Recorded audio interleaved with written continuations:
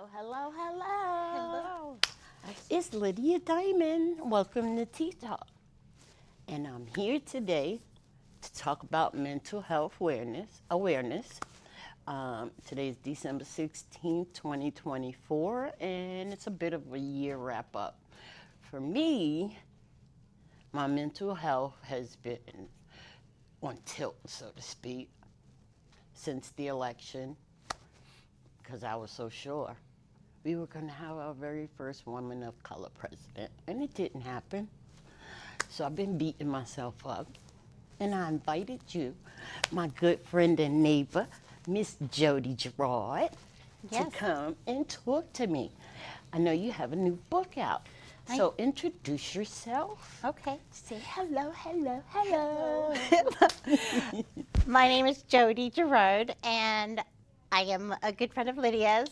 Absolutely. And today we're going to talk about mental health awareness and kind of that's been a pivotal experience for me in my mental health journey.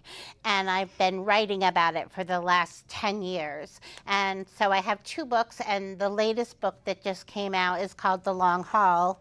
And it's about a journey of being in a hospital. And Beautiful. it wasn't a good experience. It wasn't a good experience. Tell us about the first book, too. Okay, and this is Living with the Neighbors. I remember that one, yes. And this one is a memoir of the trauma I've gone through, the struggles I've overcome, the places I've gone for healing, and it's written in a narrative with poetry in between. Awesome. And the neighbors are my symptoms. So I have something called trauma-induced voices, and it's pretty scary. Okay. And when I think of them as the neighbors, if I live in an apartment and it's just noise coming through the wall, that's the best healing that I've had with writing about and sharing my story about hearing voices that aren't there. And it's very, very scary to have your mental health not be well and have things that you can't control. And the judgment you receive, because I have not always been a mental health advocate, but in the past 10 years or 9 years ago, I had a major stroke. And so it's been harder. My mental health, I call it my mental health madness. Right. But you have shown me ways to fight the stigma, because it's a part of our lives. It is. The good, the bad, and the ugly. But you've written these two books that allow you a soothing journey on your way to conquering demons, so to speak, or what, Right. Go.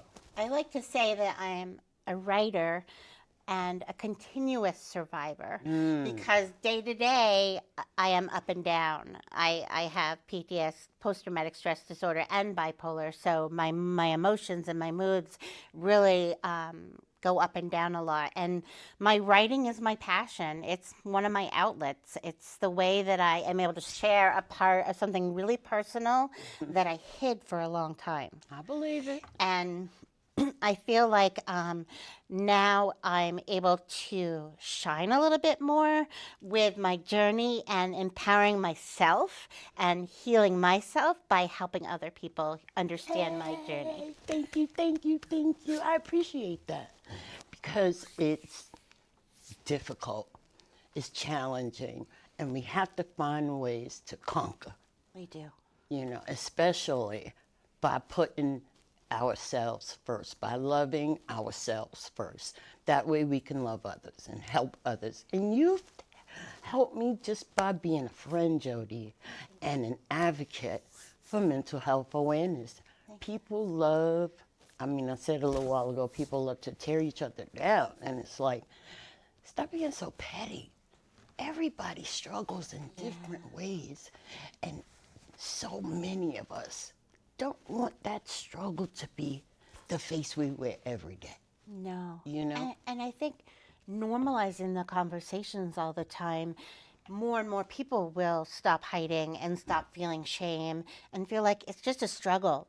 Everybody goes through struggles, right? Some are maybe more severe than others, but everybody knows of struggle. Absolutely. And especially kids nowadays, since COVID, it's been just kind of chaos for kids, especially in schools.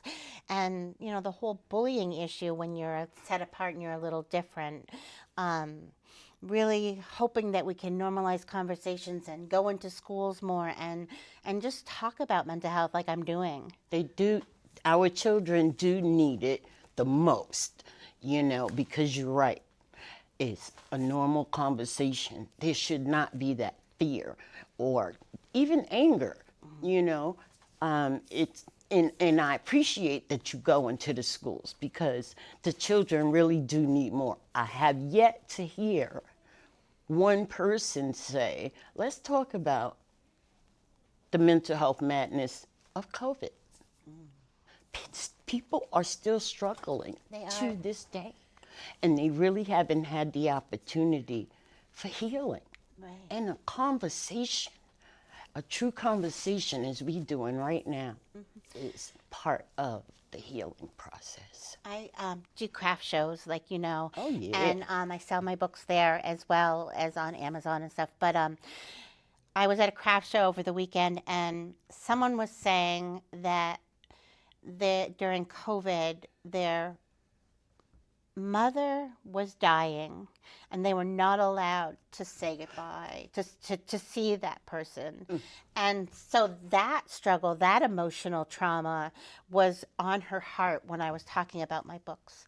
And this one especially is really a heartfelt, because it's about being somewhere where you're locked up and you can't be with the people that you love because you need to be safe, but there wasn't a lot of treatment. And so what I did was I tried to use creativity to help other patients while I was there. Yes. And write them poetry to see beyond their despair. One of the things that was really hard was there was a lot of controlling, I don't know what to call them, people that were there, staff. Okay. And so I wanted to write about the hallway had Vermont landscape photographs that were beautiful. And I wanted to write about being in those beautiful places instead of the place where we were all scared and sick and just traumatized by not having a lot of treatment. And the staff was like, you can have 3 pieces of paper a day. And I said, that's not enough. We don't have a computer, you know. 3 pieces of paper. That was my allotment. Wow. And I said, that's not enough. And so I took my first 3 pieces and I wrote 3 poems for 3 patients to see beyond their despair, to something beautiful about them that I saw. I love that. And so then they went to staff and said, Jodi can have my pieces, my allotment of paper. That's awesome. And so I was able to write about jumping into these Vermont photographs by this Vermont photographer and being in a loving natural environment of Vermont. And I met about meeting my loved ones. So there's kind of a love story element to it, but it's about loving myself. Yeah. Healing myself, because I didn't have any treatment there. It was just kind of being housed. And like that mother that I was talking about, her daughter, she was being housed because of COVID, right? She was away and Isolated. The daughter couldn't get to her. Yeah. And so I chose to try to get to my family through my writing. That's beautiful. I love how you shine and help others shine, because it's authentic and it's soothing and it's powerful. Thank you. You know, it may not be, you know, grandiose to others, but it pricks my heart, and I appreciate it because I can relate, you know, in so many different ways. I don't want to cry. So I want to say thank you, because you do a fantastic job, Jodi, by allowing your shine to help others shine. So many, not just our children, but so many adults need it too. Yeah. You know, people are struggling with food insecurity. people are struggling with basic needs. And unfortunately, things I feel like are going to get worse. But I pray for strength and guidance every single day.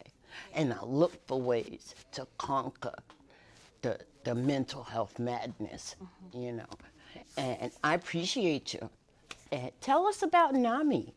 I work part-time when I'm able. I work for NAMI Vermont, which is National Alliance on Mental Illness. And we go into, I am a presentation coordinator, and I go into schools, colleges, high schools, share my story. There's a specific program that we do called Ending the Silence, right? We're going to normalize the conversations. We're going to talk to kids and students and tell them they're not alone. How to be a friend to someone just by listening, just by being there. And I have this story that I like to tell about when I was in the hospital and I was giving the poetry to people. Some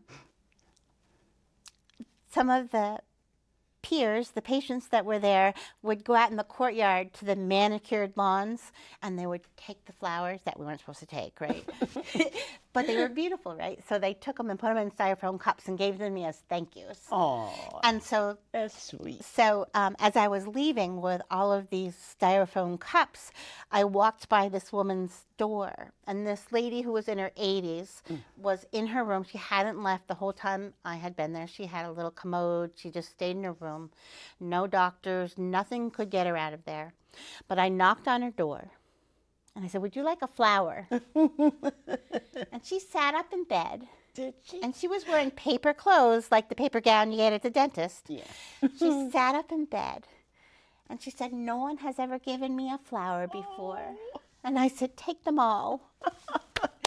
And she said, "No, just the yellows. Oh. Just the yellows." She got out of bed. That's and sunshine. she came to the door. That's and then shine. she took that yellow flower and she put flowers and put them in her room. And I love to tell that story because it wasn't a medication. It wasn't a psychiatrist. It wasn't a therapist. It was a flower. So Someone simple. reaching out with a flower, you know. And she that's sat what's, up in bed. and That's she sat up in bed. beautiful. Baby, And students can do that. What is the risk to dare to sit next to someone at lunchtime who's all alone, right? True. Can you find that courage, that bravery to do that for that person?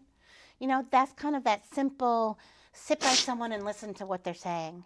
You know, try to be just a friend. Yeah. And we need more of that in this world. And less bullying. Less 'Cause bullying. one of the things that led me to 2 years on the Burlington School Board 20 years ago was bullying, you know, and trying to teach adults that bullying is unacceptable. I mean, bullying is a cute word, but it's a painful word. It is. It's a traumatizing word. And children need, as well as adults, need to know that it's not okay to be a bully for any reason, Right. ever. So, Yeah. It's painful. It really and is. I can also see some of the people that are bullying are probably in pain too, and they need more conversations about how to, maybe more therapy to how they can get that emotion out in a positive way. definitely more conversations are needed because it has grown over the years. It's gotten worse, you know, and COVID did not help at all. No, it was very isolating. Very, very isolating and scary because you didn't know what was going to happen. Yeah, And people were living day to day in fear. yeah, every single day. And that's sometimes what it feels like when I'm hearing voices, or you talk about mental health madness, you know, of yours. It's that fear that what's going to happen? How am I going to get through this? You know, and the way that I've been coping is through my writing and through my speaking with other people and sharing my story. Because we need to share. We I need to do appreciate more you. of that. Because I agree, absolutely. COVID was hard, you know, and I kept myself distracted because it didn't matter where you went. You went to the supermarket, you went to the library, you know, fear was there everywhere. And no one's brought folks to the table to say, let's talk about how you made it through COVID. Not that it's gone anywhere, because people are still getting sick. But the mental health madness of it, it was hard. It was really hard. And I'm thankful to do this, you know, because hopefully we can inspire others to step up and share what they've been through to help someone else. Right. So That's what it's about, right? absolutely. Trying to be, like my favorite saying is, be bravely you, right? And I am nobody but Jodi. E. E. Cummings, a poet, the older poet, said, to be nobody but yourself in a world which is doing its best night and day to make you everyone else means to fight the hardest battle that any human being has fought and never stop fighting. You know, who are you? You know, and I am someone who is a survivor and a writer and someone who wants to share her journey so other people don't want to hide as long as I hid. I know that's right. Yeah, It's hard. it really is. My, you know, like surviving a major stroke, it's been a battle to get back to 80% of myself. Yeah. You know, and it's been long and it's been hard, but I struggle every day because I have 7 grandbabies, you know. I have 4 children. I'm a great-grand auntie 2 times this year. 2 boys back to back, like a month apart. They are so big and beautiful and greedy. So I cherish the little things, you know, because the society would have us just, you know, bury ourselves under a mountain of rocks and just, I'm not looking forward to that. Crack that rock wide open and invite others to come on in. Let's celebrate. There's a quote that I love by Martin Luther King Jr. Okay.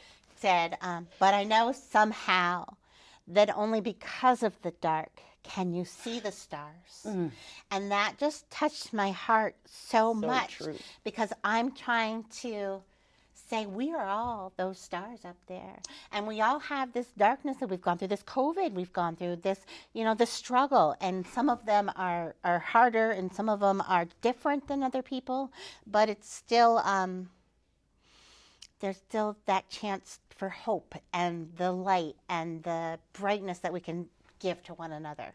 Like that lady with the flower, right? Yeah. Just a little bit of brightness.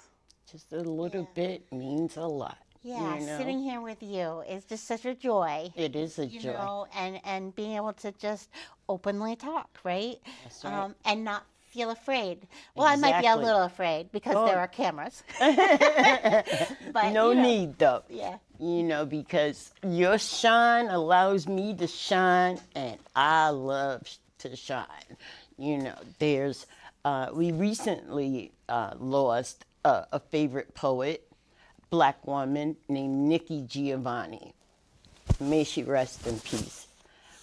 She was a powerhouse, and she wrote a poem called Ego Tripping, which I'm not prepared to go into, but look it up because it's inspirational. You would absolutely love her. And I saw recently she said that it seems like the only people who can go to Mars is Black women.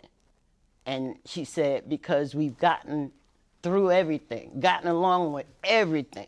So we the only ones that could go to Mars, which I disagreed with, but I chuckled so loud laughing because she was absolutely right when she said the Black woman has gotten along with everything and everybody, you know, so she will truly be missed. May she rest in peace. Nikki Giovanni. I will look her up. Yes. Yeah.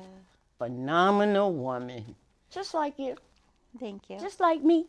Yeah. Phenomenally. Now that's another poet, Dr. Maya Angelou.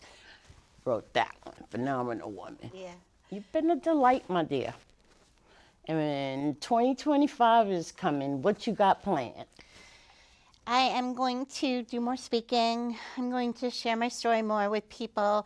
I'm going to, I have this book that this picture book that I've written Okay. called Small Courage. Okay. And it's a story I wrote a long time ago, won some contest, and it's beautiful. It's like very poetic, but it's a journey about from a mother and her little 6-year-old, and it's through the seasons of play, and then mommy gets sick and has to go away. And the little boy says, I have this small courage, and I'm going to keep playing. I'm going to keep eating. I'm going to keep doing all the things I need to do to take care of myself while mommy's away. And so I shared this with some teachers that I are friends with, and they said that even in the younger grades, there's a need to talk about mental health. And so I'd really like to find an illustrator and get this picture book published and share it with children to say they have this small courage. You know, they have a courage to continue being themselves despite the absence of a parent, whether it's mental health or substance abuse or whatever it is. Yeah. But they can still be themselves. Wow. And I think that's important for kids to know that. You go, girl. I like the sound of that. Thank you. And I wish you the best with finding an illustrator, because I think it would be very powerful for our children, and they need it. They do. You know, they need all the help they can get. Yeah. So. Can I read a little section from my book before we end? Yes. All right. So this is the introduction. Is a little. All right. It's a little experience. Okay. Okay. It is morning, and I know this because the slants of light coming through the grime on the window are lighting up the woman in the other twin bed. My roommate sleeps with her back to the door. I am guarded, the caseless pillow in front of my chest, my arms clinging to it. And I have to stop right there because they wouldn't give us pillowcases or sheets. Oh, my goodness. We had an army blanket, and that was scratchy. Wow. But I held onto that caseless pillow. I look at the cream-sick walls empty of adornments, the hospital tiled floor that could be found on any ward, but is here on the psych floor. I breathe in, I breathe out, and then sit up. I want something. I guess it is my former way of thinking, where clarity isn't interrupted by the shoutings of patients, the scuffling of foam slippers, the immeasurable bleakness where I sit. I wish I could light a cigarette and blow out the inner blackness that hurts so much. Instead, I stand and shuffle to the door. I pull the handle up and open myself out into the long hall. It is so, so long. Doors line both sides, holding in the helpless. I don't look inside, but wander down the cold utilitarian tiles so well worn. The walls out here are decorated with framed photographs.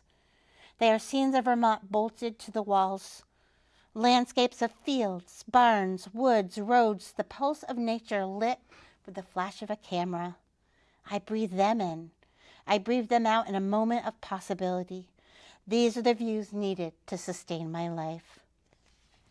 That's beautiful. So I wrote about being in those beautiful places of Vermont because Vermont is so beautiful. And sometimes just changing your view of where you are can be so healing. And I was in a real hard place to be, and those photographs were just so beautiful. And I met the photographer. His name is John David Geary, and he's a Vermont photographer. And his photographs were lined the wall out in the hall. And I met him, and he said it was the highlight of his career to know that his photographs helped me stand that. Awesome. And it was just so beautiful. And great. It was wonderful to meet someone that had so much to do. The photographs were just so much of my healing. Yeah. You know, I went into these pictures telling stories of trying to heal myself. Yeah. You know, and finding that love for, you know, that we want everyone to have for themselves. You know? It reminds me of when I came here 30 years ago, me and my mom and my children. And immediately we fell in love with the waterfront. Yeah. You know, that big, beautiful water, you know. Not just the people everywhere, but that beautiful, and the sun was shining on it. So it was extra beautiful. Yeah. And my kids loved it immediately. You know, I was taken aback by it because I wasn't expecting such beauty, you know. Didn't Ernest Hemingway, he came here at Battery Park, and he said it was one of the most beautiful places to watch a sunset, I think he said. It really is. Yes, you're right on. And it, unfortunately, you know, a lot has changed in Burlington, and it doesn't have that beauty anymore, you know. And I read a story today about the King Street youth talking about being afraid to walk home from the center. You know, a lot has changed here, and we just need more ways to come together and figure out how we can conquer some of the bad, you know, like the gun violence. No. You know, they talk about public safety, but what is that? You know, when people are afraid to walk the street, they want people to come and shop downtown, but they also want to penalize shoplifters as if they are destroying downtown. But it's not shoplifters who are destroying downtown. It's downtown it's just not what it used to be. I know. I appreciate you, Mama. We're just about out of time. Okay, well, thank you so much, Lydia. I And appreciate you. Tell us how to get your book. So The Long Haul is coming out January 12th, but you can pre-order on Amazon.com, Okay, The Long okay. Haul. And Living with the Neighbors is online too at Amazon and BarnesandNobles.com, and you can pick this one up. And I thank you for having me and sharing a little bit of my story. January 12th is my only daughter's birthday. Wonderful. It's a good day. That's a good day. Yes. Yes. So thank you, everyone, for joining us today. And I am Lydia Diamond, the host of Tea Talk, and my good friend and neighbor, Miss Jodi Girouard. I want to say thank you for helping me to learn how to advocate for mental health, you know, because we really need more of it. You know what I'm saying?